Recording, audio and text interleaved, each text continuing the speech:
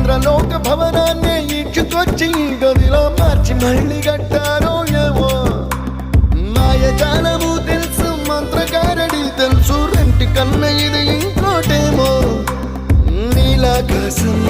నేలాకొస్తే ఇట్టాగే ఉంటాదో ఏమో ఈ సంతోషం దాచాలంటే హృదయాలు ఓ వంద కావాలేమో ఇంతందంగా ఉంటుందా ఈ లోకం ఇన్నాళ్ళు ఈ మనసుకి తెలియాలేదే పాపం